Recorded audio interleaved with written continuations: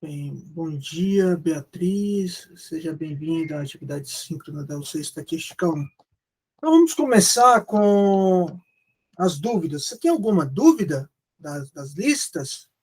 Não, por enquanto não, professor. Obrigada. Nenhuma dúvida de nenhum exercício que você gostaria de ver? Deixa eu pensar. Só um momento.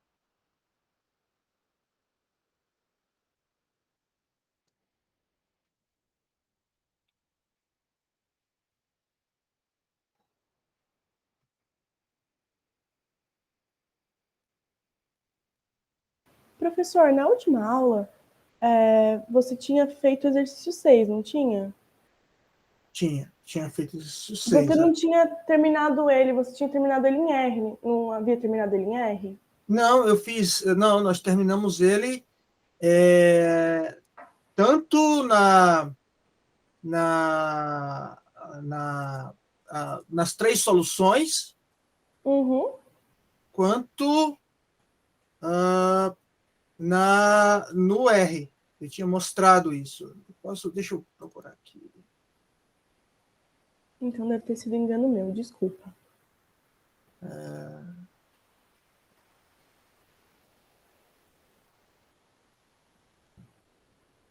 A aula passada foi a aula do dia A semana passada. 23, né? Isso. 25.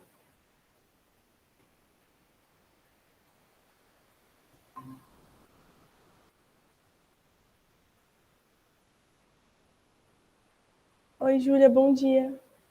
Você tem alguma Aqui, ó. dúvida também? Olha só.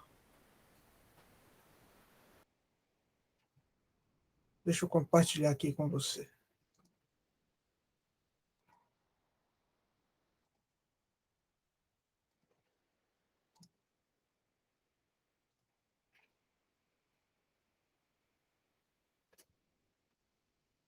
Deixa eu ver se vocês estão vendo. Estamos sim.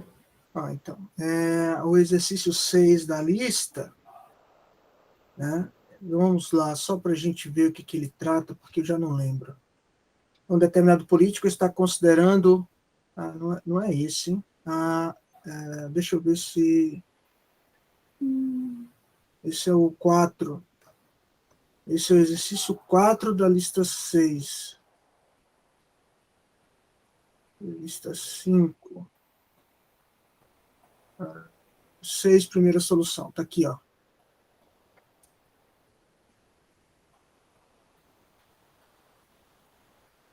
Vamos lá. Então, um determinado político está considerando se candidatar a prefeito de uma cidade. Ele entrará na disputa se houver evidência que sugira que menos de 40% de todos os residentes estão satisfeitos com a administração local. Uma amostra de 375 moradores foi obtida e 127 disseram que eles estavam satisfeitos com a administração local. Você acha que esse político concorrerá à eleição para prefeito? Justifique sua resposta. Utilize um coeficiente um nível de significância de 1%. Né? Então, a primeira parte são as hipóteses. Então, a primeira solução é na escala da proporção, né? Vou ter que achar um P crítico, né?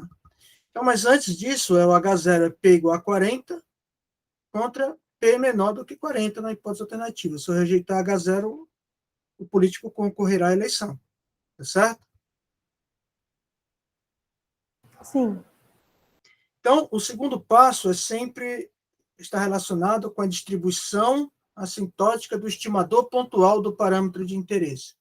O parâmetro de interesse é P, que é a proporção de moradores que estão satisfeitos com a administração local.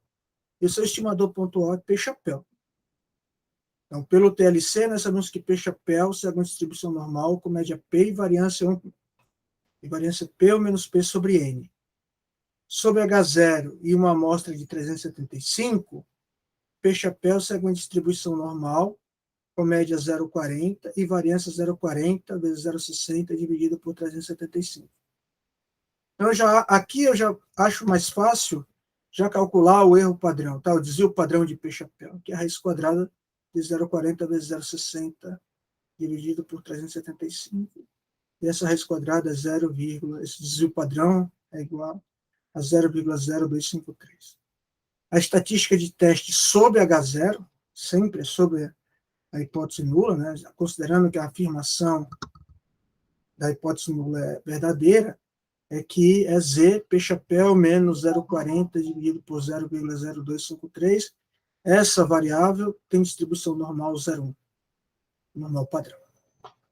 Bem, terceiro passo é fixar a região crítica. A região crítica ela é construída considerando o erro tipo 1, que é o nível de significância, é o nosso alfa, né? E considerando o sinal da hipótese alternativa, né? Pode ser diferente, menor ou maior. Nesse caso, é menor. Então, ela é unilateral à esquerda, e aí nós rejeitaremos H0 se nós observarmos uma proporção de residentes favoráveis na amostra que seja menor ou igual a uma determinada proporção crítica, que é o que está aqui, ó. Tá? Sobre H0, P é 0,40. Até que ponto, se eu achar um valor menor do que 0,40, eu posso considerar que a proporção é 0,40, tá certo? Mas menor do que ele, eu vou dizer, não, olha, não é menor do que 40. Tá certo? Então, é esse valor que é chamado de P crítico. Para achar o P crítico, a gente usa o alfa, que é a probabilidade do erro tipo 1. Ou seja, é encontrar um valor menor ou igual a esse P crítico aqui, ó, e essa probabilidade de encontrar esse valor P crítico é dado pelo nosso alfa, dado que a H0 é verdadeira. Então, é P chapéu menor ou igual, a probabilidade de P chapéu ser menor ou igual a esse P crítico, dado que P é 0,40. Essa probabilidade é fornecida, é o nosso alfa, é 1%. Então, padronizando, né, é para dizer o padrão ser menor ou igual a P crítico menos 0,40 dividido por 0,253. Né? E aí eu vou achar o quantil da normal, que me dá essa área acumulada de 1%. Nós vimos que esse quantil, usando a tabela da normal, é menos 232. Tá? Tá entre menos 232 e menos 233. Tá certo? Eu considerei 232. Resolve essa equaçãozinha do primeiro grau e acha que o P crítico é 0,3413. Então, está aqui o nosso P crítico. Se eu achar um valor até 3413,999, né, 0001, eu vou dizer que, lá na quinta casa decimal, eu vou dizer que o P crítico que P é 0,40. Se eu achar um valor menor, aí eu já vou afirmar que, olha, eu vou rejeitar H0 e a proporção de moradores satisfeitos é menor do que 40%. Então, o P observado, né, o P observado na amostra é 127 sobre 375. Isso é 0,3387. 0,3387 pertence ou não pertence à nossa região crítica?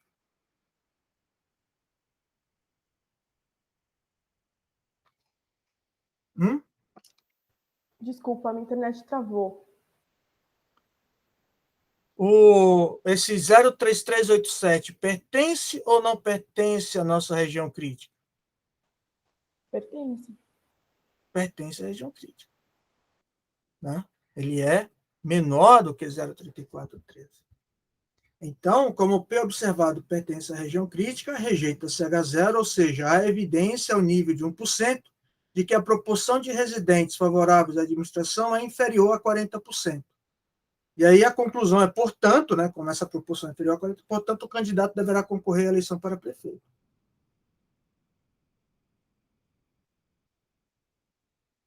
Tudo Entendi, bem? professor. Obrigada, está mais claro. É que eu tinha perdido, acho que o final dessa explicação, eu só tinha pegado aquela parte em R, aí eu estava meio confuso para mim onde que tinha terminado, mas agora está tranquilo. Muito obrigada. Aí tem as duas soluções, e o que eu mostrei para vocês em R, eu vou mostrar novamente, que eu acho que é bastante interessante, tá? Existe uma... Vocês estão vendo o R, o RStudio? Estamos sim. Então, essa função próprio.teste, ela realiza o teste de hipótese que a gente acabou de fazer. Só que ela vai realizar a terceira solução do teste de hipótese. Tá? Eu vou pular, vou para a terceira solução. Tá certo? A terceira solução é... Eu vou usar a estatística de teste para calcular a probabilidade de encontrar um valor mais extremo do que eu observei, considerando que a hipótese nula é verdadeira. Tá? Se essa probabilidade for menor do que o alfa, que é de 1%, ou a pessoa pegou uma amostra, teve muito azar na amostra que selecionou, ou, de fato, a afirmação sobre H0 não é verdadeira. Tá certo? Então, nesse caso, nosso P-chapéu, a OBS, é 127 sobre 375, e o nosso Z-OBS eu aproximei aqui por menos 2,42. Quando eu calculo a probabilidade de dizer ser menor ou igual a menos 2,42, eu tenho aqui 0,0007, tá certo? Ou seja, a probabilidade de eu encontrar uma amostra, né, que me for um Z mais extremo do que aquele que eu observei, é menor do que 1%. Tá certo? Então, isso está me dizendo o seguinte, olha, a afirmação da hipótese nula, ela não há evidência, né, de que há evidência de que a proporção ao nível de 1%, de que a proporção de moradores favoráveis à administração local é inferior a 40%. Certo? Porque a probabilidade de encontrar uma amostra que me forneça um Z observado muito, uma probabilidade de encontrar esse Z observado é muito menor do que 1%. Tá? Então, é isso que aquela função próprio.teste vai nos fornecer. Então, eu vou voltar aqui no RStudio. Então, eu entro com o número de casos favoráveis, que é 127, o tamanho da amostra, né? A afirmação sobre H0, P igual a 0,40, e o meu teste é menor. Né? Só que aqui, deixa eu ver quanto é que é no exercício, o nível é de 1%, né? 1% de significância. Né? Certo? Então, o coeficiente, lembra que o nosso, para um nível de significância de 1%, o nosso coeficiente de confiança é 0,99, porque o alfa é 1 menos gama. Né? Então, vou colocar aqui 0,99, eu vou fazer o nosso teste. Está aqui, ó. Olha o nosso p-valor aqui, ó. É menor do que 1%? Sim. Né? Veja que não foi exatamente igual a 0,0078, deu 0,077, porque lembra que eu fiz aquela aproximação para menos 2,42, né? Vocês lembram, né? Uhum. Tá? Então, não vai ser exatamente igual ao p-valor, tá? Por causa daquela aproximação. Né? Mas se nós não tivéssemos feito tudo no computador, esse seria o nosso p-valor. Olha, é isso que vai ser fornecido para você. Tá legal? Agora, eu esqueci de fazer uma observação que é muito curiosa quando a gente está falando de eleição, já que esse problema fala de eleição.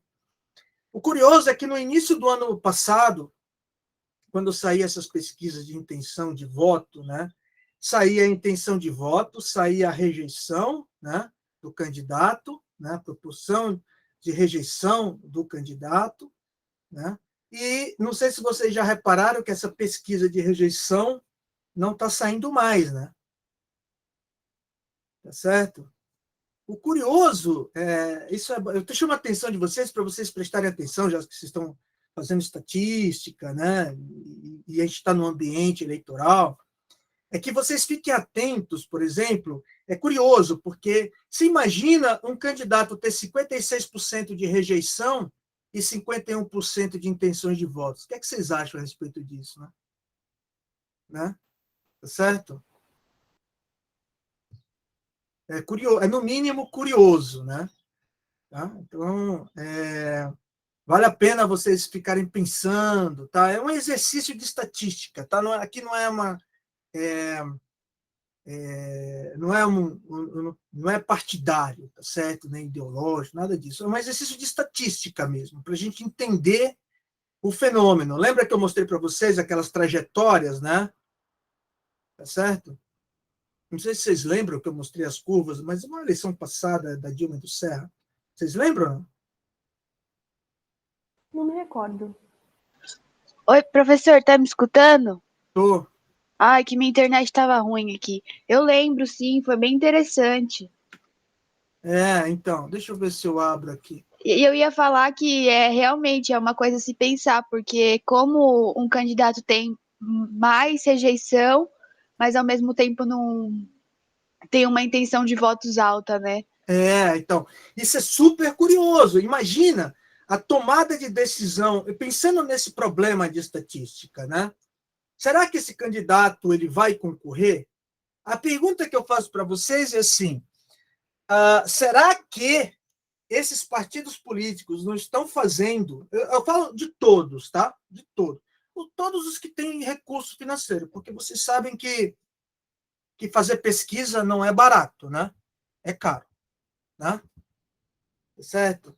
E eu acho que essas pesquisas de rejeição, elas estão sendo realizadas, elas não estão sendo mostradas. Porque se você mostrar uma situação desse tipo, pode acontecer do candidato alegar que está sendo prejudicado, concorda comigo? Sim, aí influenciaria ainda nas pessoas, né? Vendo os resultados. Exatamente, exatamente. Tem uma série de questões que a gente precisa ficar atentos. Mas o que é legal, pessoal, da estatística é isso. Né? Não é o que eu acho, não é o que eu gostaria que fosse. Tá? É o que o dado, a informação que o dado me fornece. Os dados estão fornecendo. Tá certo? É isso que eu quero deixar claro para vocês. Claro, isso não quer dizer que cada um de nós, tenhamos a nossa liberdade, né, de pensar, de escolher, né, de refletir. Isso é individual de cada um, né? Mas existe a nossa liberdade individual, existe a informação que o dado fornece. Vocês estão vendo a planilha? Sim. Sim. Então, essa planilha é da eleição de 2008, tá? A linha verde aqui, ó, é o Serra, que ele começa alto. Os pontinhos são as pesquisas, não sei se estão vendo aqui as datas das pesquisas, tá? No eixo das abscissas tem as pesquisas realizadas, vejam que elas não são igualmente espaçadas, tem diferença de intervalo de tempo entre elas, tá? E aqui a Dilma. Tá? Então, vocês percebam claramente, é um modelo exponencial confinado, porque se vocês estão conseguindo ver essa fórmula que está aqui em cima, não? Sim. Então, vocês estão fazendo. Já viram o limite lá no cálculo, não já? Sim. Então, vocês estão vendo esse Tzinho aqui? Uhum. Esse Tzinho quer dizer o seguinte, ó, quando esse T é zero, certo? Quando esse T é zero, esse exponencial vira 1, concorda comigo? Uhum. Então, a intenção de votos do Serra no instante inicial, na primeira pesquisa, é 17,74 mais 23,78, que vai dar 42,2% das intenções de votos no instante, na primeira pesquisa. Agora, quando esse T aqui vai para infinito, tá certo? Como eu tenho menos aqui, isso vai para menos infinito, né?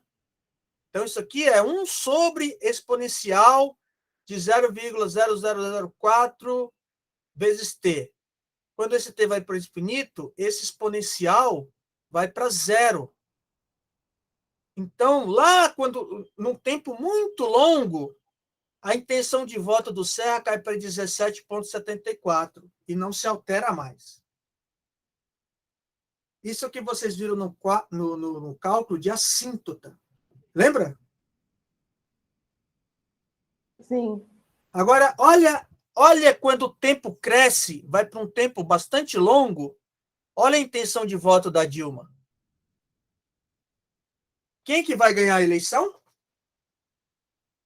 A Dilma. A Dilma.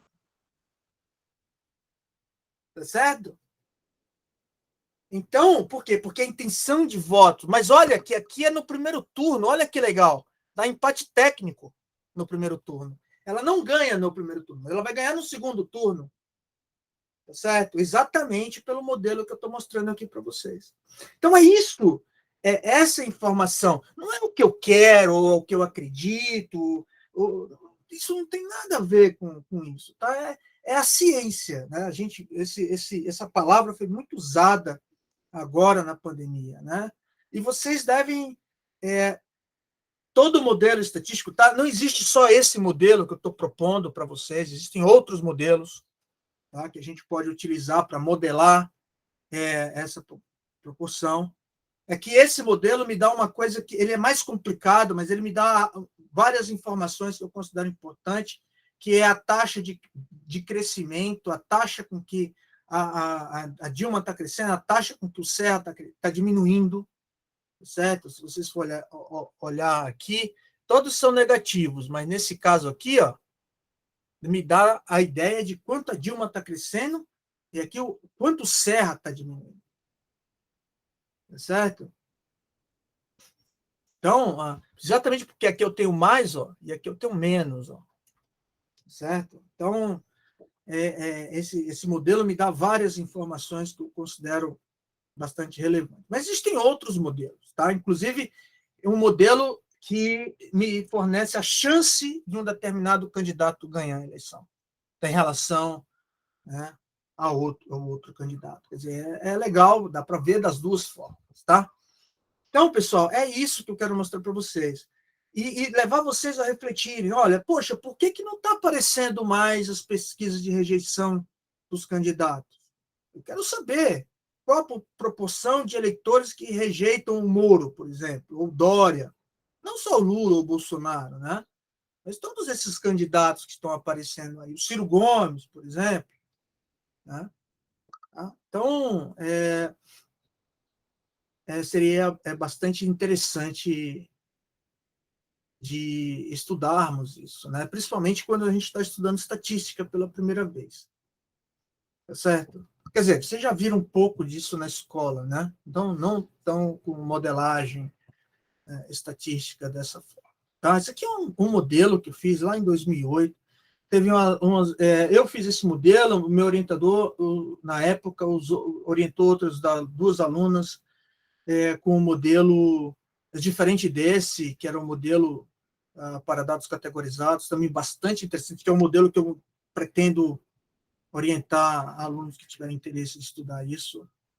Esse modelo é uma alternativa, mas ele é bem mais, matematicamente, bem mais bonito, mas ele é mais complicado. E eu fiz no Excel, na época, né? Eu tinha Excel. Agora tem o LibreOffice. Aliás, o LibreOffice novo está muito legal. Eu vou aproveitar essa oportunidade para mostrar uma coisa para vocês. Estão vendo aqui, ó, em Data, se você for em estatística, olha que coisa interessante. Tem como você tirar amostra, faz estatística descritiva, análise de variância, correlação com a variância, suavização exponencial, médias móveis, regressão, olha só. Vocês que vão fazer análise de dados, ó, teste T pareado, testes F, Q quadrado, faz até análise de Fourier. Tá certo? Então, vale muito a pena vocês terem esse LibreOffice instalado na máquina de vocês. Essa é a última versão, a versão 7 do LibreOffice. Tá? Tudo bem, pessoal? Tudo certo. Professor, o senhor poderia resolver o exercício 3 da lista 4, por favor? O exercício 3? Da lista 4. Tá, posso, sim, claro. Vamos olhar o exercício 3 da lista 4. O 3 da lista 4, ele diz o seguinte, né? Eu tenho uma temperatura,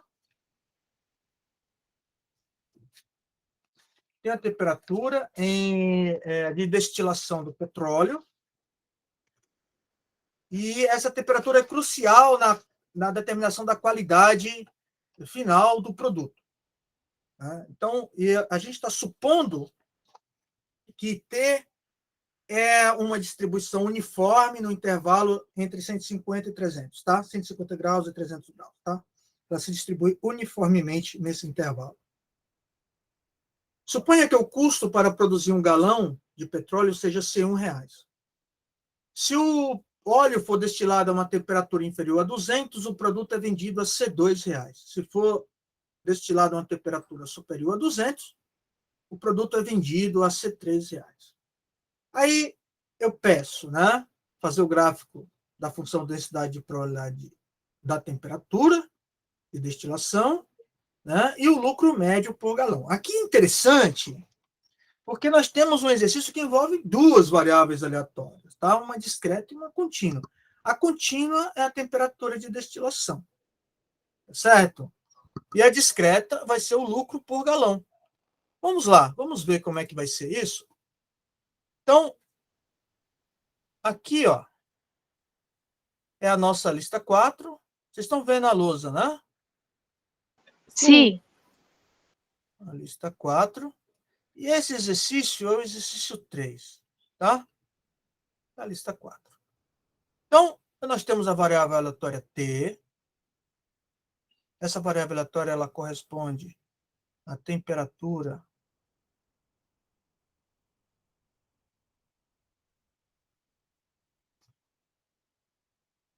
de destilação.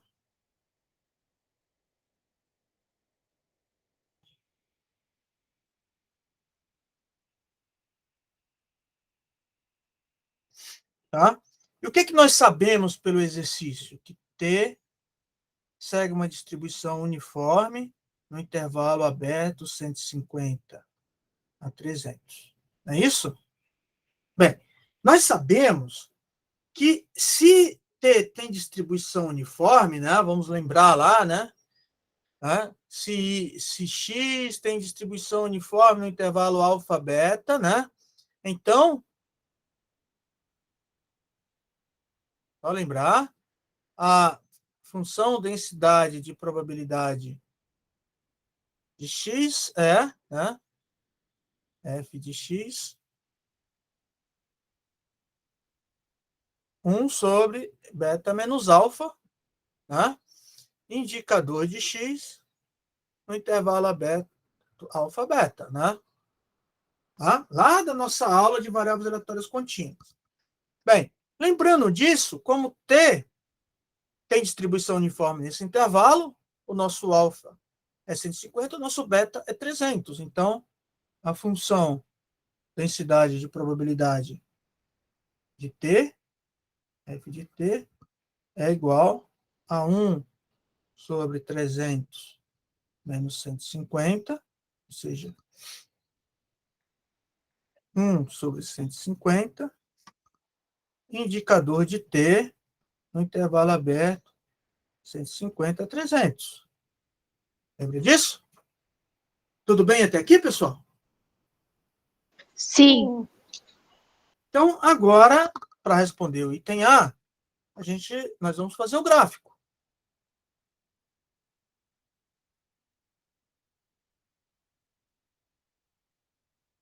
T, f de T, aqui é 150, aqui é 300, aqui, ó, é 1 sobre 150, tá? Quando a gente tem uma escala que o valor inicial é longo, a gente coloca esse sinalzinho aqui. Então, vai de 150, aqui, ó, constante nesse intervalo, com altura de 1 sobre 150. Esse é o gráfico. Tá legal?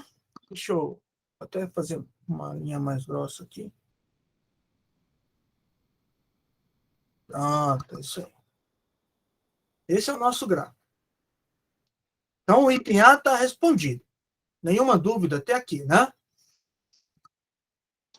Não, professor. Então, o que a gente precisa lembrar do exercício, né? A gente precisa lembrar o seguinte: o custo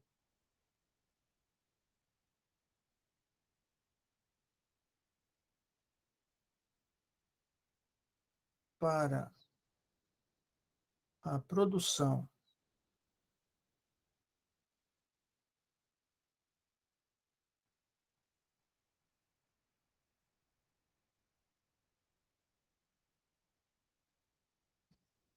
de um galão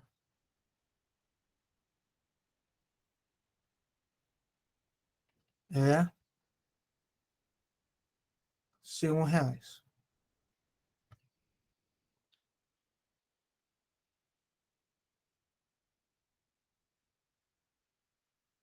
Certo? O preço de venda do galão aqui vai depender da temperatura, né?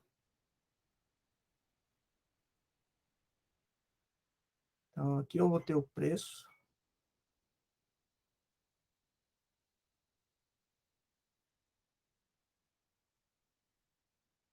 De venda de 1 galão. E ele vai ser vendido por R$ 2 se T for menor do que 200 graus. Tá? E por R$ 3 se T for maior do que 200 graus. E tudo isso são informações que estão contidas no nosso exercício. Concorda comigo? Sim. Então, agora a gente vai definir uma outra variável aleatória, L, chamada lucro por galão. Lucro por galão.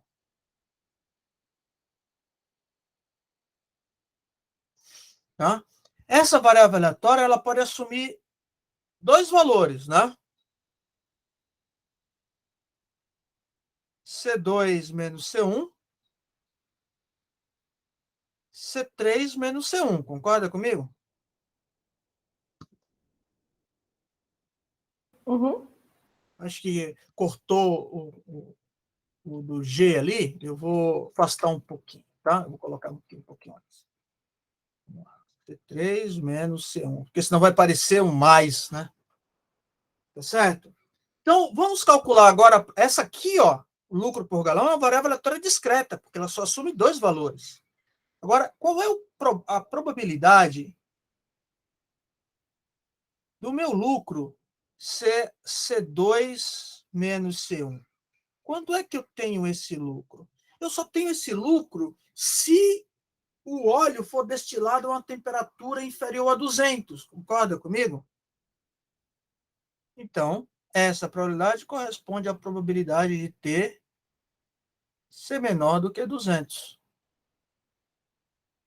Muito bem. Vamos voltar aqui para o nosso gráfico. O gráfico está aqui. 200 está aqui. Ó. A probabilidade de ser menor do que 200 corresponde a essa área aqui. Está em azul. E essa área, a área desse retângulo, é base vezes altura. A base é 50, a altura é 150. Essa probabilidade é 50 sobre 150, 1/3. Concorda comigo? Logo, a probabilidade do lucro ser C3 menos C1 é a probabilidade do óleo ser destilado a uma temperatura superior a 200 graus. Ora, é 1 menos essa, concorda comigo? Só pode ser 2/3. Essa probabilidade é a área desse, se você quiser calcular de outra maneira, é a área desse retângulo verde, rachurado verde aqui, ó. Se essa área é 1/3, essa área verde só pode ser 2/3. Concorda comigo? A soma tem que ser 1, né? Sim, sim. E Certo? agora mostrando o gráfico ficou bem mais fácil de entender, né, É, visualmente. tá? Então, bem, isso a gente não terminou, né? Certo? A gente vai precisar obter a distribuição de probabilidade da variável aleatória lucro, né? A gente já calculou as probabilidades. Então, a gente vem aqui, pode colocar uma página aqui depois. Ó.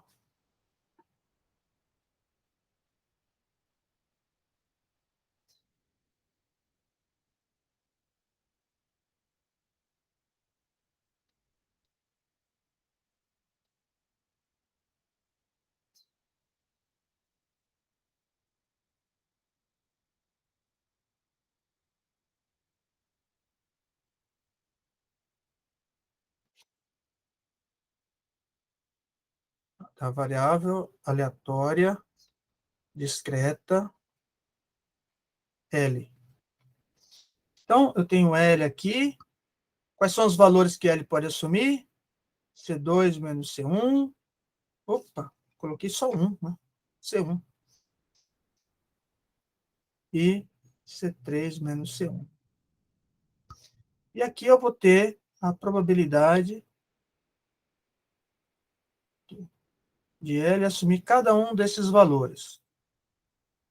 Nós já vimos que essa probabilidade é 1/3, essa probabilidade é 2/3. Essa é a distribuição de probabilidade da variável aleatória lucro por galão.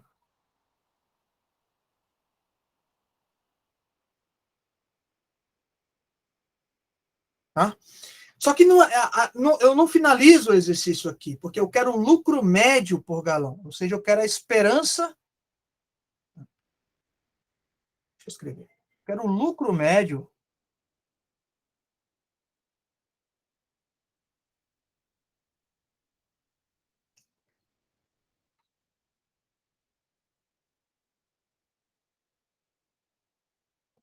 por galão.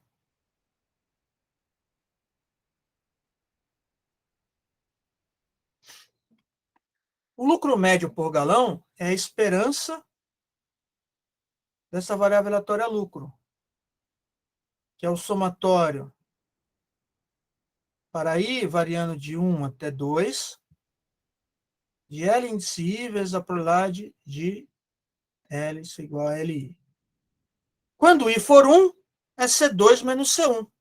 Então, isso aqui vai ficar C2 menos C1 vezes 1/3.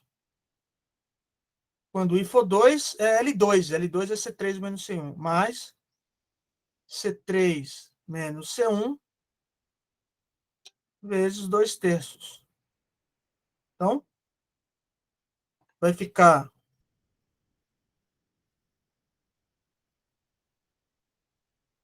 1/3 vezes C2 mais 2/3 vezes C3 menos C1. Alguma dúvida, pessoal? Não, professor, deu para entender bem. Ah, legal. Então, esse é o exercício 3. Tá? Esse é o exercício 3.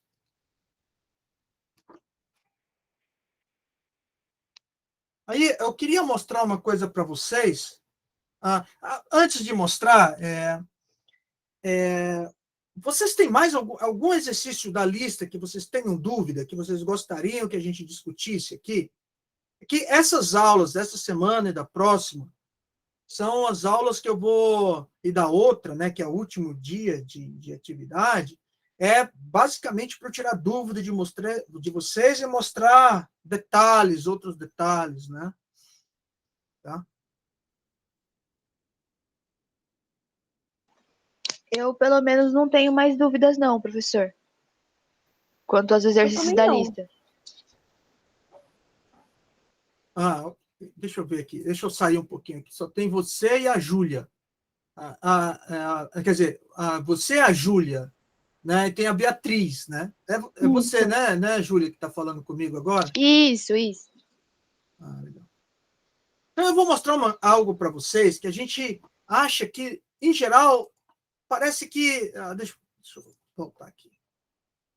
Não é aqui. É aqui. Às vezes a gente acha que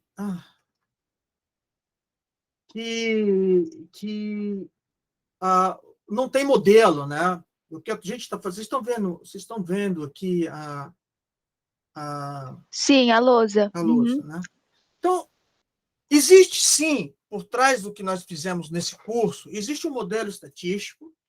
É um modelo muito simples, tá? É o modelo mais simples de estatística que eu conheço, tá certo? Porque eu só tenho uma amostra, tá certo?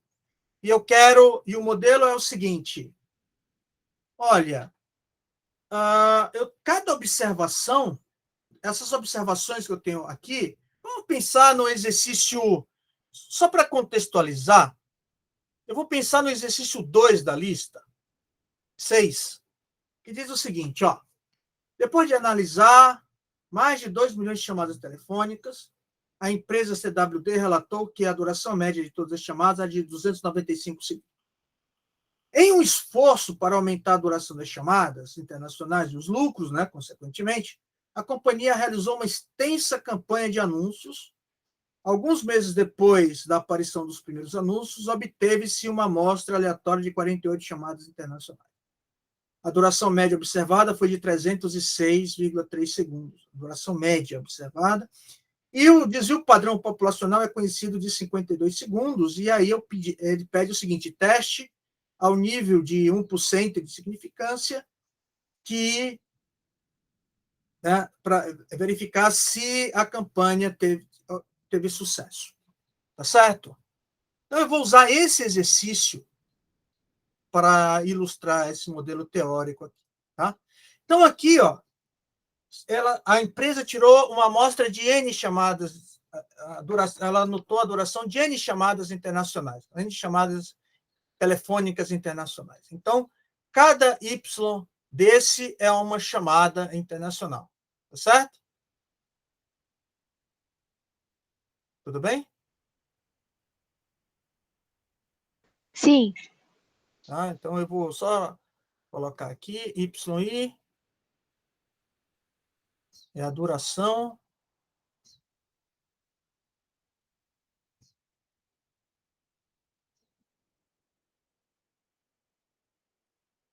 em segundos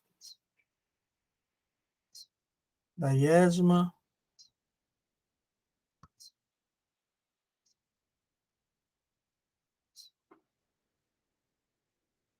chamada internacional.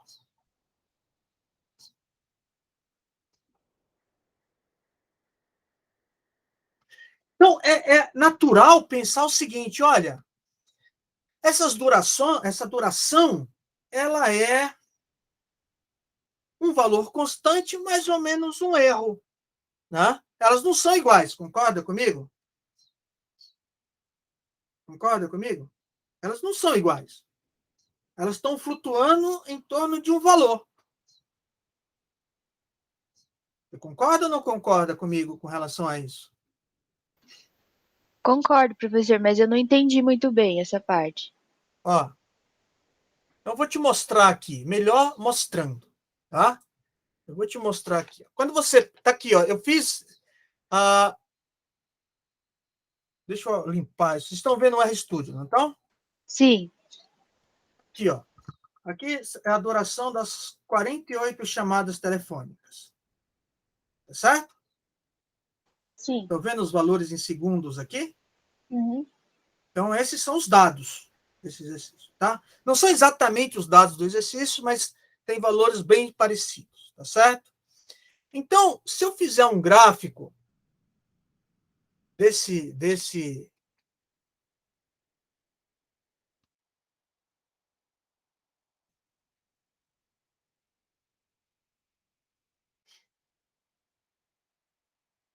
dados, olha o que acontece. Vocês estão vendo o gráfico aqui? Sim.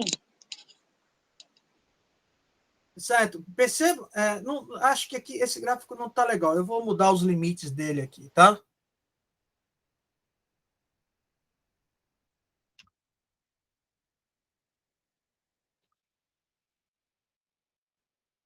Lim, ó,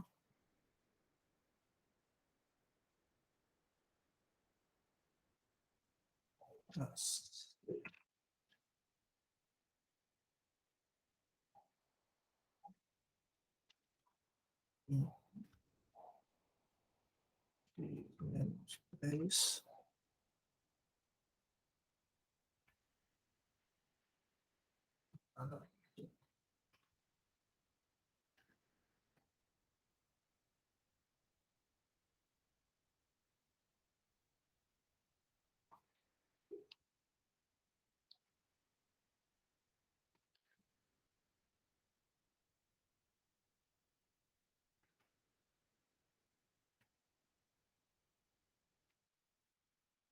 10.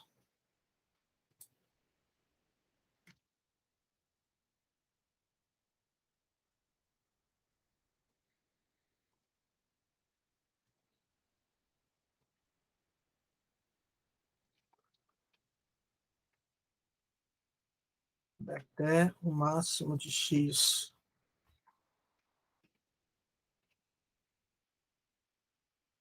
mais 10.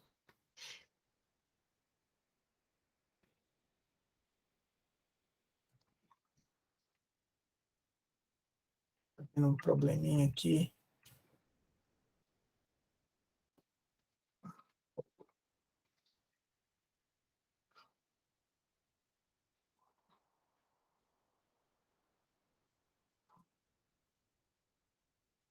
Já não está legal. Deixa eu...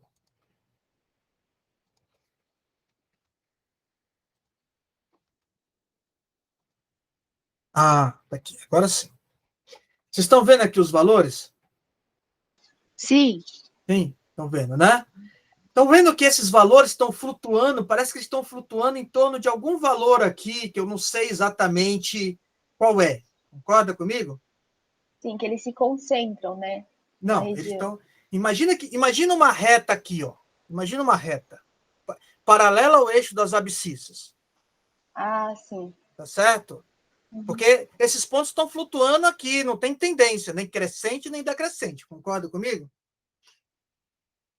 Eles estão Sim. meio paralelos aqui, né?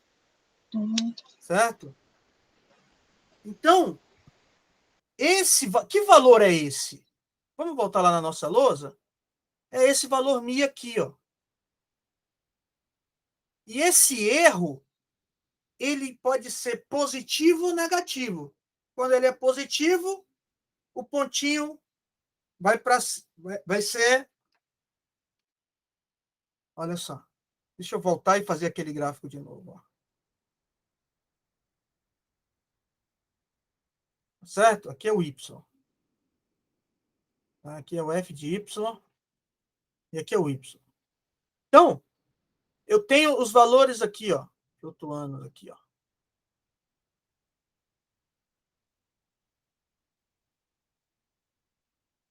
E parece que eles estão flutuando em torno de um valor aqui, né? Certo? Agora, se você olhar para cá, ó, quem é esse cara aqui, ó?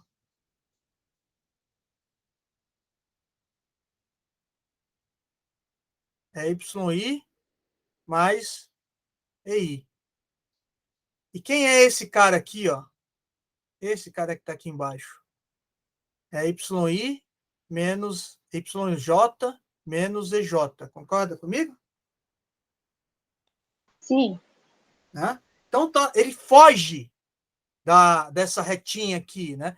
Porque é o seguinte, se eu não tivesse esse erro, o que é esse erro das durações das chamadas, por exemplo? Que variáveis podem influenciar na duração da chamada? Por exemplo, a renda pode influenciar na duração das chamadas internacionais? Sim. Uma pessoa que tem uma renda pequena, ela não pode demorar muito na chamada internacional, senão ela vai pagar muito caro, né? Certo? A renda, eu estou incluindo aqui nesse modelo?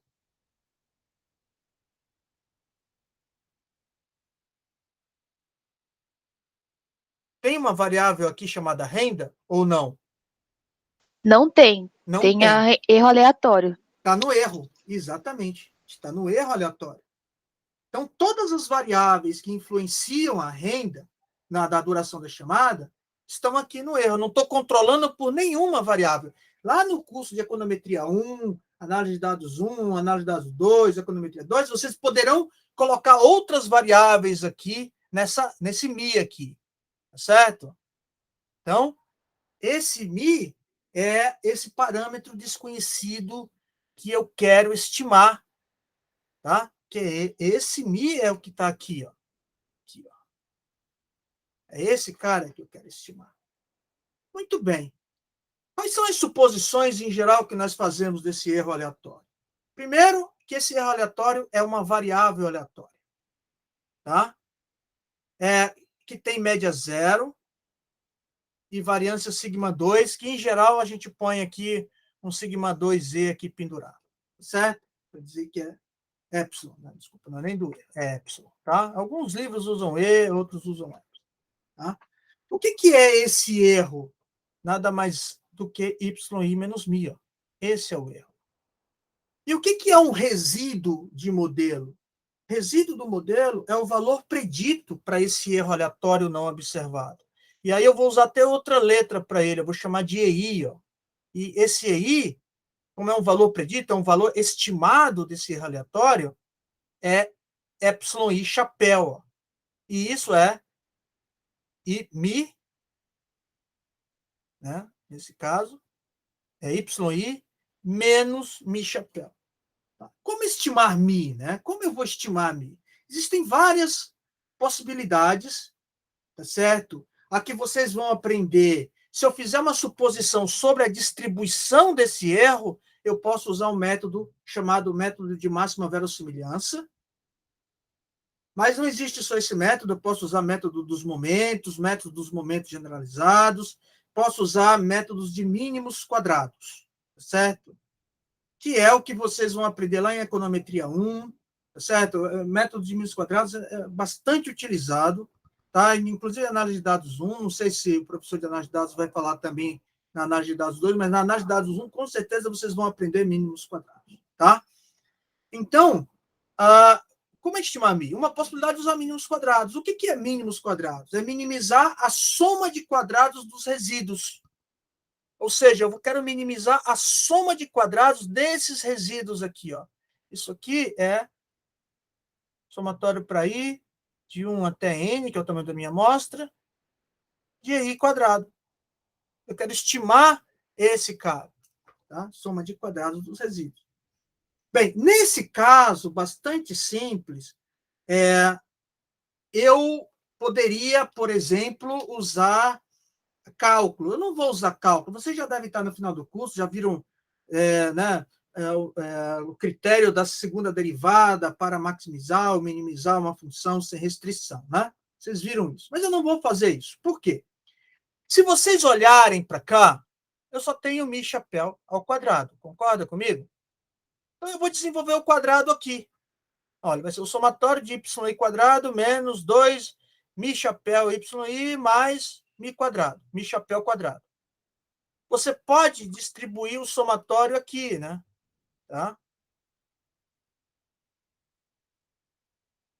Quando você faz isso, você vai ter o somatório, esse mi quadrado aqui não depende do i, então você vai somar mi chapéu quadrado quantas vezes? N vezes. Tá? Vai ser somatório de mi chapéu quadrado menos mi chapéu 2 somatório de yi, i de 1 até n, mais o somatório de yi quadrado. Se você chegar aqui, ó, resumindo, ó, vai ficar n mi quadrado menos mi chapéu vezes 2 somatório de yi, isso aqui é um número, né? Mais o somatório de y quadrado. Isso lembra a vocês alguma coisa?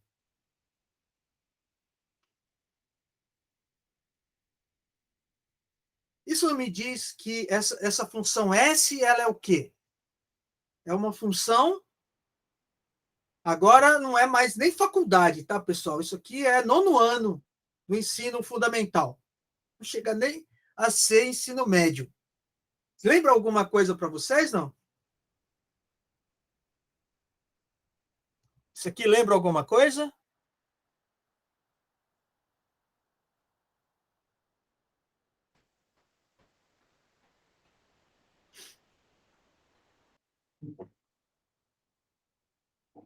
Deixa eu ver se eu, se eu melhoro a visão de vocês. Desculpa, professor. Que função é essa aqui, ó?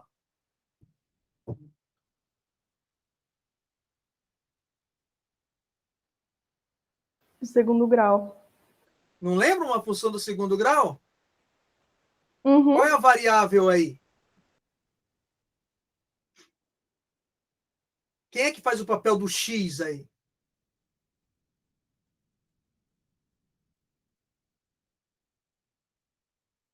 O chapéu? Mi chapéu. Mi chapéu é o nosso x. Então é uma função... Essa não é uma função... Olha só, olha que legal.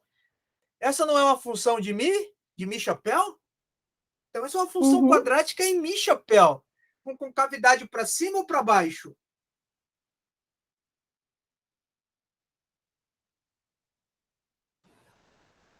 Para cima? Para cima. Ó, o nosso N é positivo. Se a concavidade para cima é uma parábola com concavidade para cima, então ela tem ponto de máximo ou de mínimo? Ponto de mínimo. Mínimo.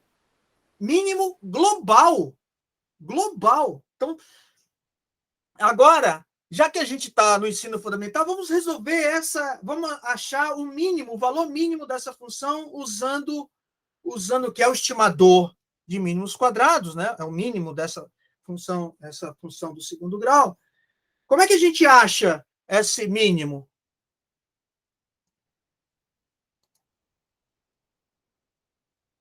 Usando o x do vértice. Lembra? Uhum. X do vértice. Quem é o x do vértice?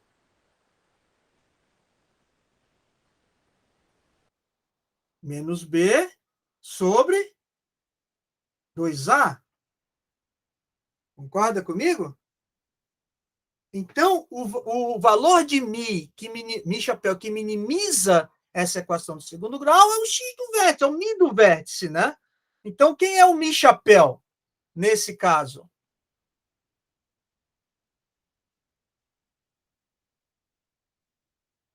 É menos 2 somatório para i variando de 1 até n de yi, dividido por 2a. Quem é o a aqui? O n. 2a. Que é menos, ó. Porque é menos 2, né? Menos com menos dá mais.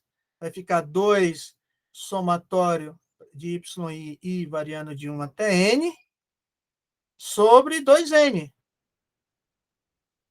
Então, isso aqui vai ficar 1 sobre n, somatório para i variando de 1 até n de yi. Olha, isso é y barra.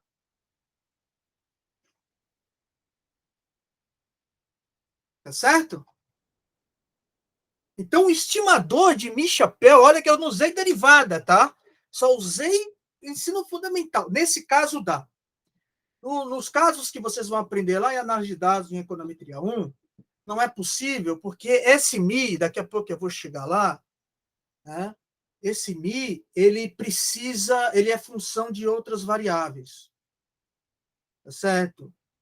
E que é o que determina, por exemplo, se o modelo estatístico ele é linear ou não linear, tá certo? Mas eu vou chegar lá daqui a pouco. Então, veja que o estimador de mi é mi chapéu, é a média. E olha que legal. Agora eu vou voltar para o R. Existe uma função que me permite... Tá? Eu vou limpar aqui. Vocês estão vendo o RStudio, né? Sim. Então, eu vou fazer exatamente isso que eu acabei de fazer e vou estimar esses parâmetros do modelo, tá bom? E vou estimar. Vou fazer exatamente a mesma coisa. Vou rodar, vou criar um objeto chamado fit e vou pedir um sumário, resumo, né, do ajuste desse modelo. O que ele vai me fornecer? Certo? Um summary fit. Olha que legal. O que eu tenho aqui? A média. Se eu for aqui, ó, min x, nesse caso eu chamei de x, tá? 306,5591. O que eu tenho aqui? 306,559, porque eu estou com 3 casas decimais. Qual é o erro padrão dessa estimativa? É o erro padrão da média. É o sigma 2 sobre n. E aqui é o p-valor. Eu estou testando se essa média é igual a zero. Não é zero, né? Olha só o p-valor. A 1%, olha. E aqui eu tenho a significância. É significante 3 estrelas. É muito menor do que 1%. Certo? Eu posso, inclusive, ter um intervalo de confiança aqui, ó. Tá legal? Olha o intervalo de confiança. E eu vou fazer um teste. Eu vou pegar essa amostra e vou testar e eu quero a interpretação de vocês, tá certo? Só que o teste é o seguinte. Não é esse teste, porque aqui eu estou testando se a média é igual a zero, não é esse teste que a gente quer no exercício, né? Eu quero saber se depois da campanha houve uma melhora, né? O que é uma melhora nesse caso? Eu quero saber se a duração média dessas chamadas ela aumentou. Concorda comigo? Concorda? Sim. Né? Se ela é maior, eu estou observando uma média de 306,559, quase 306,6. Eu quero saber se ela aumentou, porque deu maior do que 295, não é verdade? Uhum. Né? A gente pode ficar, puxa, será que aumentou? Né? Muito bem. Vamos fazer o teste, então. Ó. Tá aqui, ó, z.teste da biblioteca do pacote BSDA. Eu entro com os dados X, a alternativa é maior, né?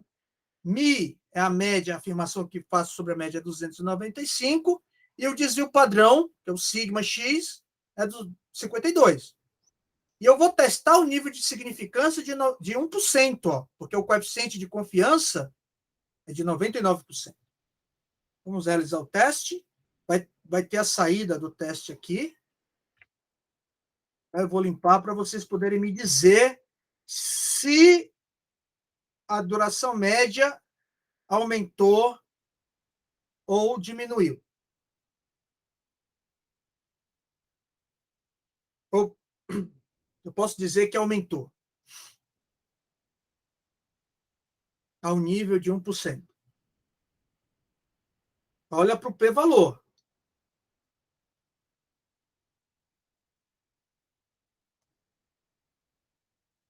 E aí?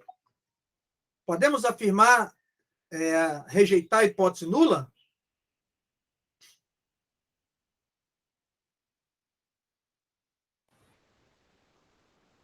Vocês lembram qual é a hipótese nula, pessoal?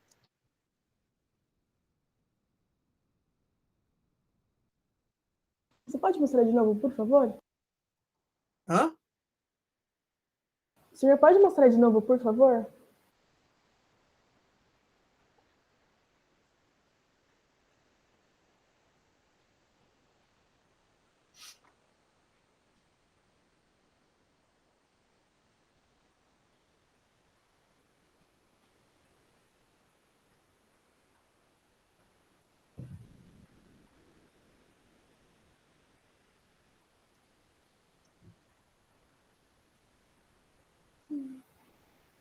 E aí?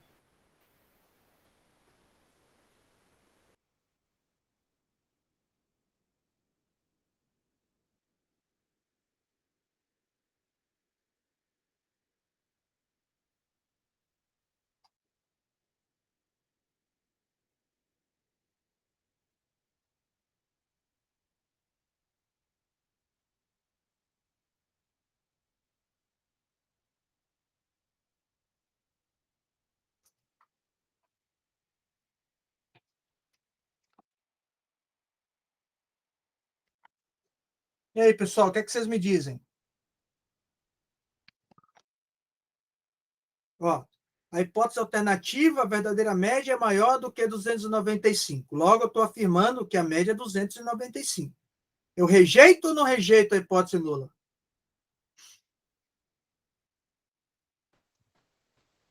Rejeita. Rejeita. Porque o p-valor é maior ou menor do que o alfa? É menor. Não, é maior do que o Menor. alfa. Por isso que eu rejeito. Se o p-valor Por isso que eu não rejeito, desculpa, eu só rejeito se o p-valor for menor do que o alfa. O p-valor é maior do que o alfa. Nosso p-valor deu quanto em termos de porcentagem? 6,2%, não é isso? Sim. E o nosso alfa é de quanto? No exercício? 0,01%. De 1%. Então, o nosso p-valor é maior do que 1%. Então, não há evidência ao nível de 1%, né? Não há evidência ao nível de 1%, de que a duração média das chamadas internacionais tem aumentado. Qual é a consequência disso? A campanha de propaganda não surtiu efeito.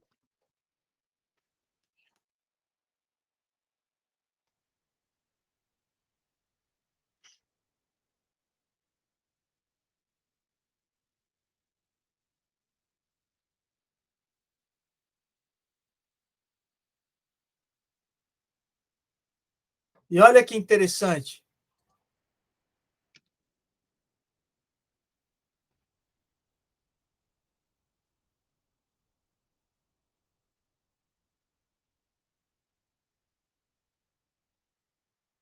Olha que interessante.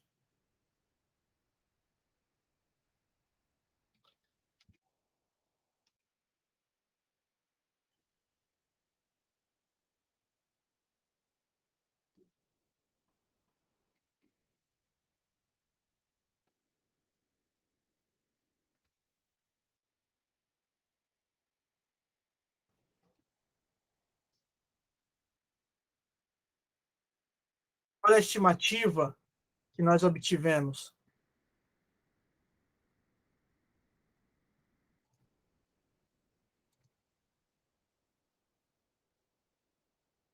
Aconteceu alguma coisa aqui?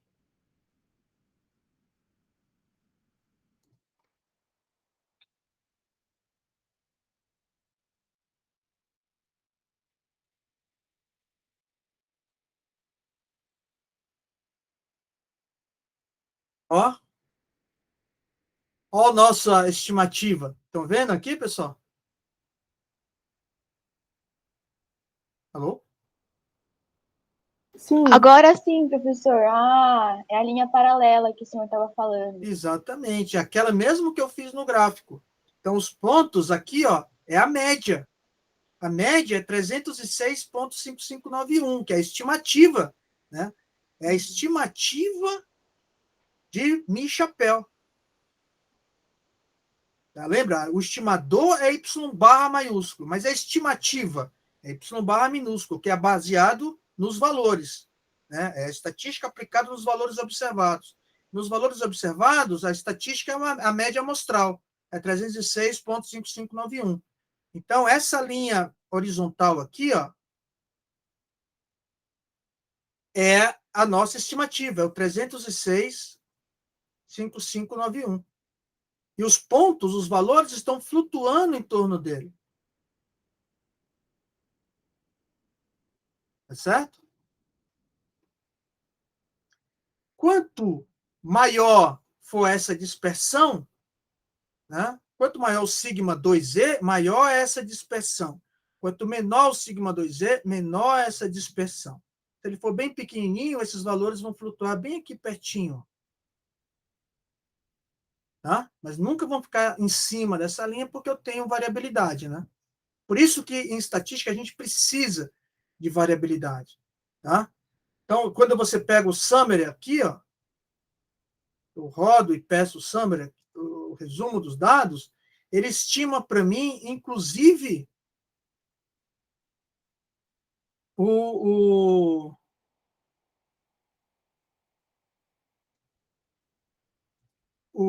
sigma 2. Tá? E como é que eu obteria a estimativa do sigma 2, né? Para esse caso, né? Para esse caso em particular. Né? Então, esse é o estimador e a estimativa.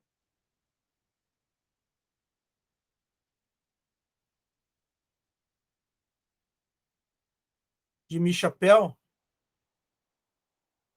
é Y barra minúsculo. É o somatório 1 sobre N, aí variando de 1 até N, de YI. Lembrando que esse aqui são os valores observados.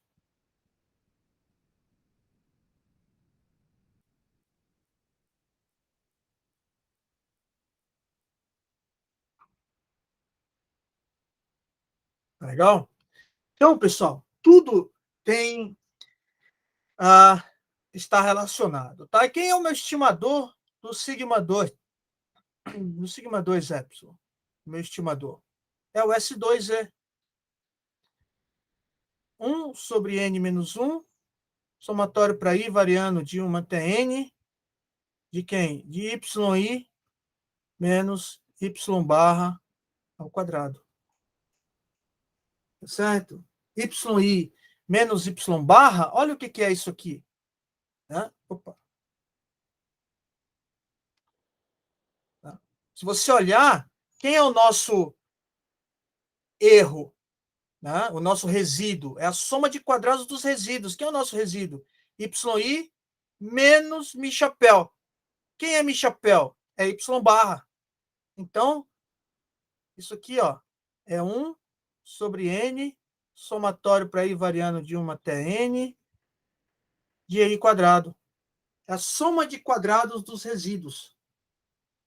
Dividido por n menos 1, tá, pessoal? Faltou um n menos 1 aqui, porque eu perco 1 grau de liberdade por estimar a média, tá? Que é um parâmetro só. Então, tudo aquilo que nós estudamos lá atrás faz sentido quando eu olho para um modelo estatístico. Tudo tem um modelo estatístico. Esse é o modelo mais simples que eu consigo fazer, estimar o parâmetro de interesse sem precisar das ferramentas de cálculo. Tá? Basta saber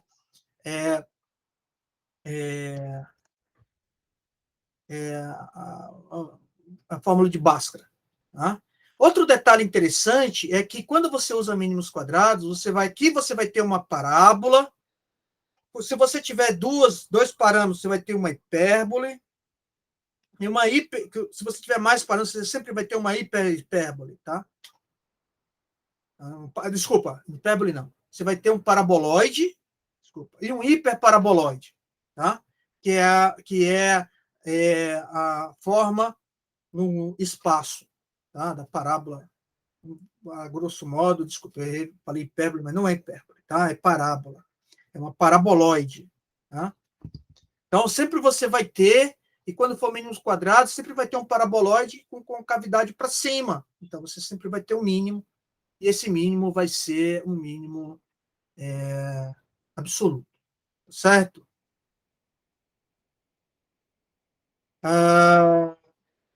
Aqui é a estimativa do erro padrão, tá? Que é o que nós podemos obter. Tá? Muito bem, pessoal. As generalizações desse modelo, né? Esse modelo, quando eu tenho variáveis explicativas, tá? A gente chama variáveis independentes. Vamos expandir esse modelo. Né? O nosso modelo era mi, yi, mi. Agora eu vou fazer que esse mi ele é função de variáveis explicativas. x1, x2, xp. Tá? Mais um erro. Com aquelas suposições. Mas esse mi agora, ele é assim, ó. Esse mi, a nossa média, que é uma função dessas explicativas, que vai até xp, ele é assim, ó. Beta 0 mais beta 1 x1 mais beta p xp. Esses modelos são os modelos que vocês vão estudar, é chamado de regressão múltipla. Eu tenho várias variáveis, por exemplo, naquele exercício, por exemplo, renda, idade, tudo isso das pessoas que fazem chamadas telefônicas, tudo isso eu posso incluir nesse modelo que não está lá, mas está na minha média. A minha média agora não é mais só um parâmetro, ela é função de P mais um parâmetros, olha só, de beta 0 a beta xp. E esse é modelo linear, por quê? Ele é chamado de linear por quê? Porque ele é um modelo linear nos parâmetros, tá certo? Eu não tenho nenhum coeficiente aqui. Esse tipo de modelo, ou se você pega beta 0 mais beta 1, logaritmo neperiano de x1 mais beta p xp quadrado, todos eles são modelos lineares nos parâmetros. Tá? Porque eu estou transformando as variáveis explicativas. Os parâmetros, que são beta 0, beta 1 até beta p, não são funções são funções lineares nesses parâmetros. Tá? Vocês já viram, se vocês são alunos de economia, ou principalmente de ciências atuariais que tem álgebra linear, a gente chama isso de combinação linear dos parâmetros, tá certo? Lá que vocês viram lá em álgebra linear. Ó, agora, isso é o que nós chamamos de modelos lineares. Tá? E aqui eu vou colocar sempre nos parâmetros, tá, pessoal?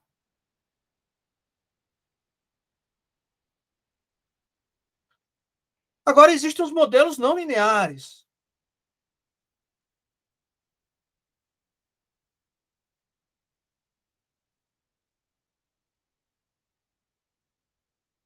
São modelos não lineares quando essa média ela é uma função, continua sendo uma função de x1 até xp, mas agora ela é uma função não linear dessas variáveis, tá certo? É uma função não linear. Por exemplo, é um beta zero mais e elevado a beta 1 x1 mais beta p xp.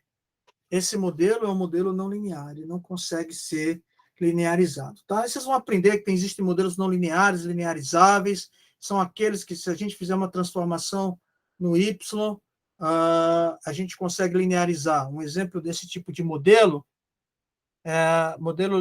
não linear.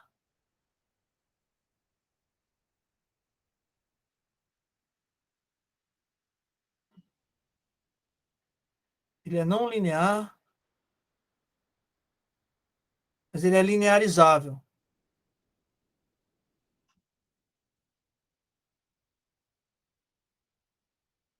É modelo desse tipo aqui, ó, yi igual a beta 0, e elevado a beta 1, t, vezes um epsilon i.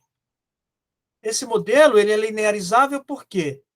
Porque se você fizer ln de yi e aplicar o ln em ambos os lados dessa igualdade, vai ficar ln de beta 0 e elevado a beta 1 t epsilon i. Tá? O logaritmo do produto é a soma dos logaritmos, né? Então, isso aqui é ln de beta 0. Ó. O ln do exponencial é mais beta 1t, mais o ln do erro. Se você chamar isso aqui de um beta 0 estrela, e esse aqui de um epsilon i estrela, o que nós vamos ter é um beta 0 estrela, mais beta 1t, mais um epsilon i estrela. E isso é um modelo linear nos parâmetros, né? Tá? Quando você estimar esse beta 0 estrela, esse beta 0 estrela você sabe que é ln de beta 0. Então, você exponencia esse beta 0 estrela e obtém o beta 0. Certo? E isso tem interpretação, e isso é bem legal quando você começa a aprender essas coisas, tá bom?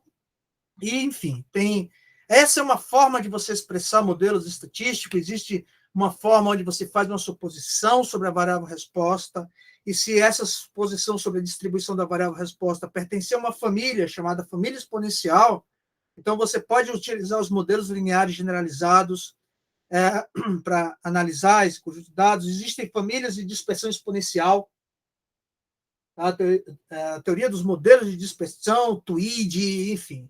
Tá? E aí você expande isso usando modelos aditivos, que é com funções suaves, splines, enfim.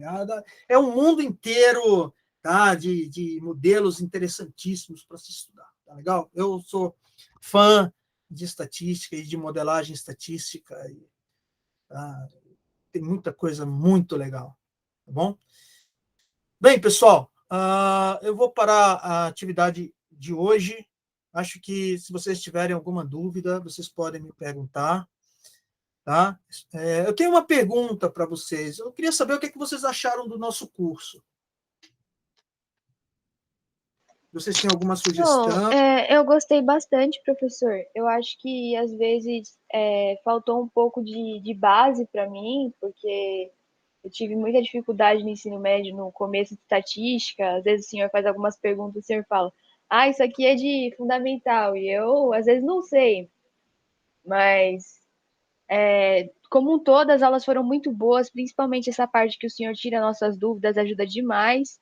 O material também dos slides também ajudam a gente a estudar em casa, e as listas sempre o senhor fazendo aí com a gente ajuda, né? Porque alguns exercícios eu não sei nem por onde começar, mas o senhor fazendo fica sempre bem esclarecido. E, sim, pode falar, Beatriz. Não, é só para complementar, Gil, que é a mesma coisa, assim, tem algumas coisas que realmente no ensino médio eu não tive muita base, meus professores, eles não viram muito sobre estatística, mas, em geral, assim, só de você fazer os exercícios e mostrar pra gente, tipo, os gráficos e também trazer recursos a mais, como o R, enfim, coisas que eu nunca nem sabia que existia na vida, eu acho que, tipo, foi muito agregador, assim, gerou bastante valor, foi bem bom. Ah, legal. E vocês têm alguma sugestão para eu melhorar?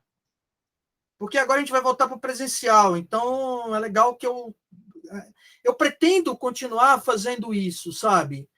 Mesmo, o que vocês acham? Eu vou pedir a opinião de vocês. Eu penso Professor, com e certeza a aula do senhor no presencial nesse mesmo modelo do online, assim, explicando, depois fazendo exemplos, depois deixando a gente tentar fazer e depois resolvendo, tirando as dúvidas, com certeza é melhor. Porque no presencial tem aquela interação. O senhor olha pra gente, o senhor vê que a gente não consegue. Às vezes a gente, em casa, eu, por exemplo, não consigo nem abrir a câmera porque um dos computadores não tem câmera, o outro, a internet é horrível, eu tenho que colocar o ah, 4G. Então, o presencial ele é bem diferente, né? Tem a interação, não tem esse problema da internet que é tão, é tão terrível, né? você sabe que teve, acho que foi semana passada ou na retrasada, eu dei aula para vocês, fui dar aula à noite e faltou luz. Eu, Sim, eu não sei se vocês comentaram, se os alunos comentaram, que eu encerrei a aula, estava escuro. Eu aqui, pessoal, vou encerrar a aula, eu também porque perdi 2 matérias na semana passada e na retrasada. 2 semanas é, seguidas. pessoal, eu acho que. Olha, eu fico feliz que vocês tenham gostado, o que eu pretendo fazer, aí é a opinião de vocês, O assim, senhor vai dar a estatística mais o termo seguinte para quem é de atuariais? não. Não, Júlia, para o curso de Ciências Atuariais, eu vou ministrar 2 cursos, o de álgebra linear e o Eu de, já fiz álgebra linear. e o de processos estocásticos. Legal, mas esse eu não. Acho que estão nos termos futuros, né? Não vai ser agora no terceiro, Não, né? não vai ser mais, porque para você fazer processo estocástico, você precisa ter álgebra linear, porque a gente mexe com um pouco de matrizes, sabe? Sim. Tá? Então, a gente vai precisar um pouco do curso de álgebra linear, mas isso, quando eu for dar o curso, não precisa se preocupar, porque eu vou fazer tudo que eu for utilizar, eu vou revisar, certo? Então, Legal, perfeito. isso não é. Agora, é um curso muito importante para ciências atuariais, porque ele é a base que você vai estudar, por exemplo, teoria do risco, a base em processos estocásticos. Tá? Sim, legal. Eu pretendo dar outros cursos, por exemplo, eu estou preparando, porque agora, como eu mudei para o departamento de ciências atuariais agora, eu preciso preparar esses 2 cursos, né?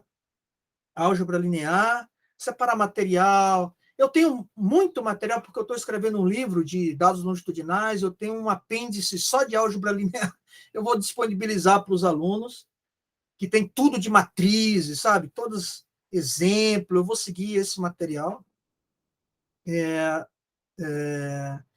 Eu pretendo linkar muito, eu faço muito isso, né? De linkar, por que você estuda a álgebra linear? Né? Onde você vai aplicar a álgebra linear? A álgebra linear se aplica em tudo, inclusive aqui. É que eu não quis mostrar onde você aplica a álgebra linear, porque o nosso curso ele tem alunos tanto de ciências atuariais, como de economia, como de administração, né? Contábeis, então eu evito, falo o mínimo possível. Né? Mas no curso de álgebra linear, eu vou exemplificar sempre com mínimos quadrados, certo? Inclusive aplicando em teoria de multivariada, vai ser um curso aplicado.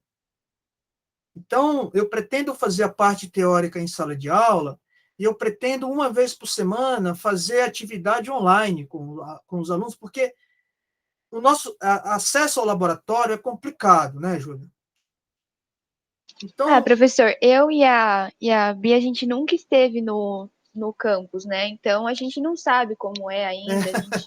ah, puxa, é mesmo, eu não tinha esquecido disso, Júlia. Vocês. A gente nunca teve uma aula presencial, então outro fator também que eu acho que influencia a questão dos alunos é porque o esgotamento com a questão do EAD, assim, né? A gente está 3 anos já nesse modelo online, e aí a gente sente falta de ter esse contato direto, assim, com os professores, de realmente de estar ali entendendo, sabe? E aí também tem essa, eu acho. Nós temos Mas, apenas. professor, o senhor pode comentar aí sobre a volta? Como que tá? Porque até agora eu tinha Olha, escutado que é tanta diz que me diz, né? Eu tinha escutado que ainda o nosso campus não tinha sido confirmado, mas também nunca dá para confirmar nada, né? o que acontece é o seguinte, Júlio, o que eu tenho de certo é que o próximo semestre é presencial. Eu não estou sabendo de nada de mudança, vai ser presencial. Até onde eu sei também. Teve uma reunião da congregação, se eu não me engano, que, tipo, passaram que realmente ia ser presencial. Ai, que bom, que bom. Eu só peço que vocês, quando voltarem para o presencial, pessoal, olha, os hospitais em São Paulo, pelo menos no interior, saiu uma reportagem essa semana, ou na semana passada, de que tem hospital com 100% de ocupação. Certo? Existe um mal-entendido, eu acho que é um mal-entendido, que é o seguinte: as pessoas acham que tomando a vacina, ela não contrai o vírus. Não é isso. A vacina não impede que o indivíduo contraia o vírus e que transmita o vírus. O que a vacina faz é diminuir a possibilidade desse indivíduo desenvolver quadros graves, certo? Ou seja, a chance de um indivíduo vacinado com as doses completas de desenvolver quadro grave é menor do que aquele indivíduo que ou não se vacinou ou tem as doses incompletas. Tá certo? Tá claro isso para vocês? Com certeza, professor. Eu perdi meu avô, né, que era muito presente na minha vida e fazia tudo por mim, me levava para cima e para baixo. Ele chegou a tomar a segunda dose da vacina, mas o médico falou, né, que se ele não tivesse tomado ia ser pior ainda. Ele acabou não resistindo. E assim, por exemplo, 2 semanas atrás, eu contraí o coronavírus e assim, eu sou saudável, pratico exercício físico, como muito bem, e aí tomei as 2 doses da vacina e eu fiquei mal, eu fiquei super mal, assim, eu fiquei deitada, assim, de cama, então eu imagino que, assim, mesmo se eu não tivesse tomado, eu não sei o que teria acontecido, seria bem pior. Olha, eu perdi um primo, perdi meu pai, olha, eu tive muitas perdas nesse período. Então, eu falo para vocês o seguinte: volta para o presencial, compra máscara FFP2 ou N95, tá certo? Eu sei que durante o contato das conversas, eu sei que é difícil a gente manter esse distanciamento. As nossas salas não é possível, com lotação completa, manter distanciamento social. Então, tragam álcool 70%, o álcool gel, tá certo? Sempre higieniza as mãos, tá certo? Evita contato próximo, mantenha um certo distanciamento, máscara N95 sempre, tá certo? É muito importante que vocês se cuidem, porque como a vacina ela protege para casos que você desenvolva quadros graves, você pode se infectar mais de uma vez, certo? Então, a gente não sabe como vai ficar, até porque depende muito.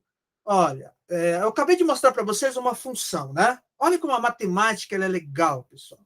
Imagina o seguinte: imagina que as pessoas que tomaram, no meu caso, as 3 doses, e eu tenho diabetes e sou hipertenso, né? Mas o meu é genético, tá? Imagina que 1% das pessoas vacinadas com as 3 doses desenvolvam um caso grave. Tudo bem? Tudo bem? E vamos supor, por hipótese, que a taxa de contaminação diária aqui em São Paulo seja de 1.000 casos por dia. Por dia. 1.000 casos só. 1.000 casos. Então, por dia, se essa taxa de contaminação foi de 1.000 por dia, 10 pessoas com as doses completas por dia vão precisar de ficar internadas de atendimento, eu vou colocar aqui em UTI, 10%, 10 pessoas por dia. Em 30 dias, são 300 pessoas. Tá certo? 300 pessoas. Se essas pessoas ficarem 10 dias na UTI em média, 10 dias na UTI em média, você vai lotar essas UTIs em 3 ou 4 meses. Sabe quantas UTIs nós temos? Mais de 10.000. Sabe quantas nós tínhamos no começo da pandemia? 3.000. Então, percebam que o nosso retorno presencial depende da gente. E a gente não sabe, por exemplo, digamos que volte para o retorno presencial. As nossas salas têm 40 alunos. Não dá para manter distanciamento social. E digamos que 15 alunos peguem Covid. O que eu faço?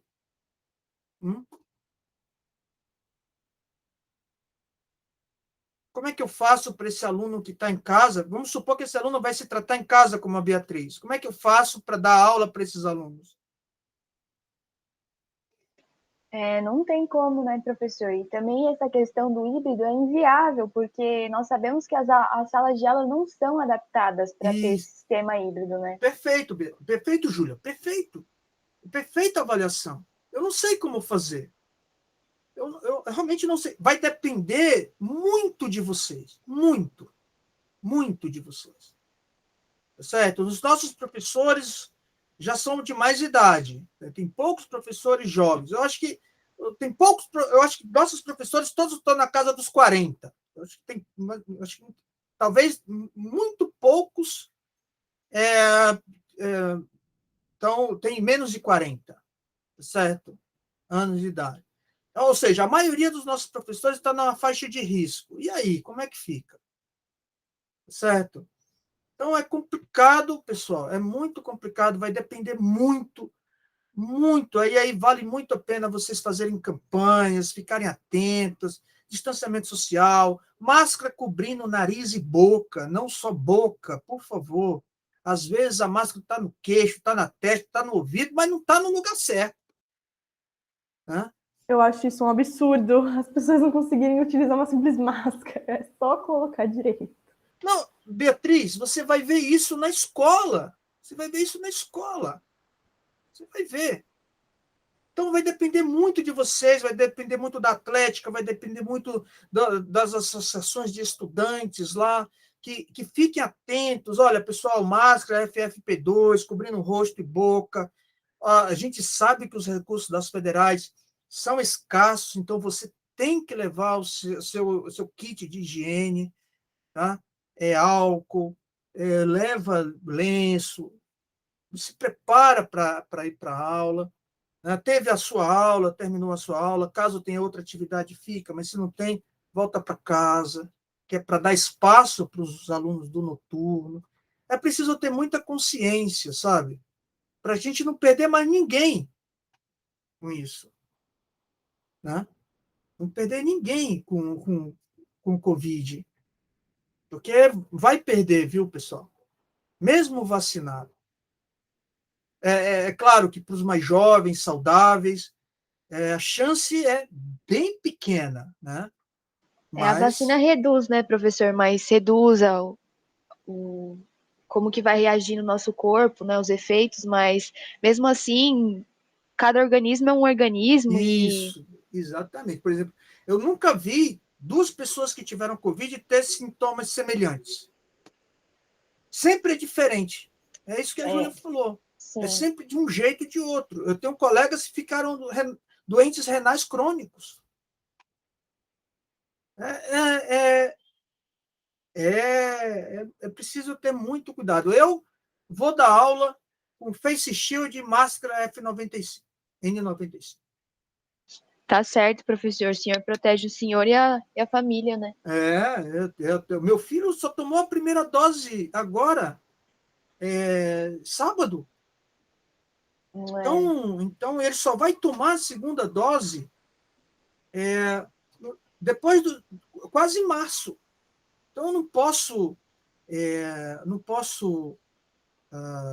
Expor colocá-lo ele, em né? expor, porque a gente não sabe. Ele é saudável, nós treinamos judô, ele é ativo, né? Então não tem problema, mas a gente, como a Júlia falou, a gente não sabe, age cada corpo um jeito. A Beatriz ficou mal, né? Mesmo sendo saudável, né? Eu tenho um colega lá do judô que pegou também ficou bem mal, e a gente treina muito pesado. Então, se cuidar, pessoal. Se cuidem, vamos voltar para o presencial, realmente. Mas o que vocês acham da aula? Porque o nosso laboratório é muito ocupado, vários professores usam o laboratório, fica difícil eu consultar o laboratório. Eu posso até pegar num sábado, mas não é frequente. Seria melhor, porque aí a pessoa faz da própria casa dela, né? Isso, é isso que eu pensei. A gente fazer aula de laboratório em casa, porque aí você vai estar num sábado mais tranquilo, se não tiver aula, no horário que vocês escolhem, a gente faz essa aula de laboratório, aí não precisa se deslocar, né? Sim, E é uma boa aí, ideia. estou pensando em fazer, porque eu gravo também essa aula. E o senhor pretende continuar com o Moodle, tudo? Os Tudo, outros com. Moodle, lista, YouTube, se eu puder gravar as aulas, eu vou gravar, disponibilizar. Se eu tiver oportunidade de gravar a aula na lousa mesmo, eu vou gravar, se tiver, né? Essa possibilidade. Sim. Então, por quê? Porque eu acho que aí eu disponibilizo no YouTube, porque vocês podem ter acesso até do celular, né? E aí não perdem nada. Pelo contrário, ganha. Eu acho que essa pandemia também ajudou a gente eu nunca tinha pensado, por exemplo, em fazer um modelo onde eu tenho aula presencial, eu dou aula no laboratório gravando, sabe? Só agora é que eu gravando, disponibilizando no Moodle, né, para vocês poderem. E vocês conseguem usar o R, não? Vocês estão conseguindo, não? Eu comecei agora, né, professor? Não sei se o senhor ficou sabendo, mas o senhor João Arantes, ele criou um curso de R e disponibilizou lá no CIEX da Unifesp. Então, eu estou fazendo o curso dele, mas é aquilo, né? Eu nunca tive contato com R. Tive sempre muito contato com o Excel, que eu já tenho um bom aproveitamento, e agora eu estou fazendo o VBA no Senai. Então, Legal, muito legal, viu? eu ganhei uma bolsa lá, então é presencial, né, noturno. Então, Legal. agora eu tô tendo mais contato com o VBA, mas Oh, antes eu nunca tinha tido contato, muito menos com o R, e a professora lá até brinca, né? Vixe, o R é outro nível. Aí eu falo, professora, não fala isso, que o nosso professor de não, estatística na faculdade já incentiva a gente e eu já fico desesperada com o R. não, olha, você vai ver que não precisa. Se vocês quiserem, Júlia, Beatriz, se vocês quiserem, eu faço, se vocês quiserem, a aula que vem eu posso dar uma aula de R para vocês. É só vocês quererem. Se você tiver dúvida e está fazendo e quiser, olha, eu quero ver tal coisa, eu quero ver tal coisa, eu dou aula de R para vocês. Tranquilamente. Seria muito bacana. A professora de matemática financeira também, ela faz uns exercícios já no R, né? Aí eu falo, não, vou usar a calculadora mesmo, porque. Não, vamos fazer o seguinte. Vamos fazer o seguinte. A aula que vem, a atividade que vem, eu vou começar perguntando se vocês têm dúvida da lista. Porque eu me preocupo que eu quero que vocês, se vocês viram, vários alunos não entregaram o trabalho 1, né? E eu fiquei preocupado. Não entendi por quê. Não sei se estava muito difícil. Não sei, não tive nenhum retorno. Então, eu fiquei bastante preocupado. Então, eu quero que vocês preparem o trabalho. Essa semana, eu já vou abrir para vocês entregarem. Terça-feira que vem já vai estar aberto para vocês entregarem o trabalho 2. Ah, que bom. Eu e a Bia, a gente é do mesmo grupo, então a gente sempre está conversando, vendo que a gente tem dúvida, e a gente se ajuda no grupo, ou às vezes pergunta para o senhor, então tá indo muito bem. A gente conseguiu, tipo, se encontrar, sabe? Aí não tá tendo grandes problemas e tá bem tranquilo. Legal. Ótimo, bom saber. Então, já fico mais tranquilo. Então, eu vou fazer o seguinte, eu vou começar com uma pergunta, se vocês não tiverem, vocês vão trazer o seguinte, dúvidas do R. Tudo que vocês quiserem saber sobre o R, vocês me perguntam na terça-feira que vem. Tá combinado? Combinado, professor. Vou anotar tudo, hein? Desde Anote o básico tudo. até o... Não, tudo. Tudo que você quiser saber sobre o R, tudo. Pode Legal. perguntar. Tá legal? Como Obrigada, fazer professor. uma função, como matemática financeira. Eu vou até deixar o material, eu já dei aula de matemática financeira, eu tenho algum livro por aqui, eu dou uma olhada e aí a gente vê como é fazer, de cálculo, estatística, texto, tudo que você quiser saber, a gente dá uma olhada na terça-feira que vem. Tá? Legal, professor. E outra, Muito obrigada. mas eu quero uma coisa em troca. É. Você está aprendendo VBA, né? Tô. VBA é uma área... Eu tenho um problema, que é o seguinte. Deixa eu anotar, porque aí eu levo hoje lá para a professora do Senai, professor. Legal. Eu tenho um problema que seria interessante, depois, se você se interessar, que é o seguinte. As pessoas, realmente, vocês têm razão quando vocês falam que as pessoas têm dificuldade com R e tal. Né? Uhum. Eu fiz um artigo há alguns anos, um pouco tempo atrás, acho que não tem nem 2 anos esse artigo. Talvez tenha, não sei, não lembro agora. E que o problema era o seguinte, era um problema forense, sabe, do CSI? Sim. A pessoa morre e eu quero saber o tempo que ela morreu. Quanto tempo ela tem de óbito. Bem, aí eles usavam tomografia computadorizada. E a ideia era predizer o tempo, baseado num conjunto de variáveis. E aí eu pensei, por que não programar isso no R? É fácil, né? Eu preciso pegar só alguns parâmetros que eu posso estimar no R, pegar esses valores estimados no R, jogar dentro do VBA e fazer todas as outras contas dentro do VBA no próprio Excel. Entendeu? Sim, eu estou anotando aqui. Você já fez programação numérica no VBA lá no seu curso? Não, então, ele começou semana passada. E aí a gente começou fazendo um formulário e era só para automatizando o formulário.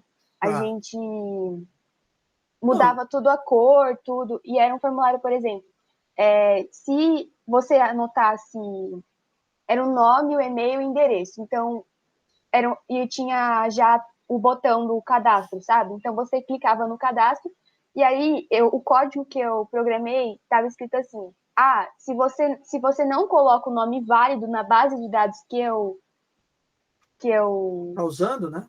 tô usando, você vai aparecer assim, cadastro inválido. Então, legal. é uma coisa bem básica ainda, professor, mas eu achei bem interessante. Não, mas olha, é assim mesmo.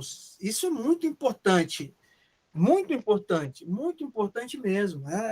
Olha, saber programar, pessoal, e aí eu digo isso para você, Júlia, para a Beatriz, é muito importante.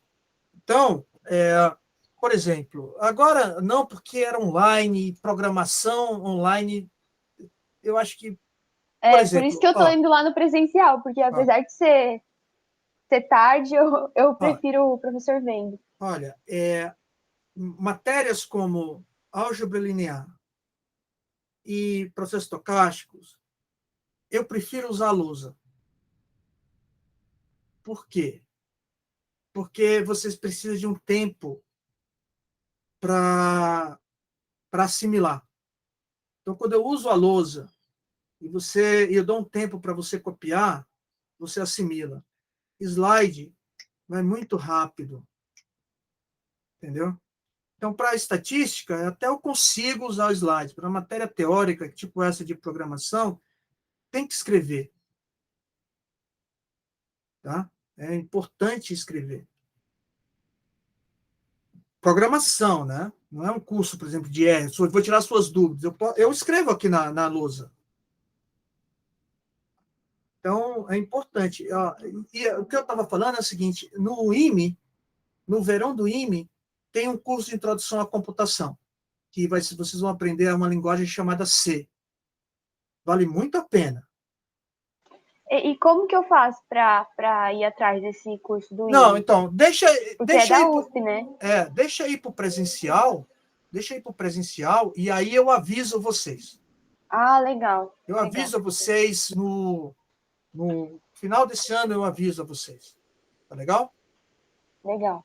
Tá, eu vou dar um curso, eu e o Rafael, a gente está pensando em dar um curso de uma linguagem chamada Fortran, que é eletiva.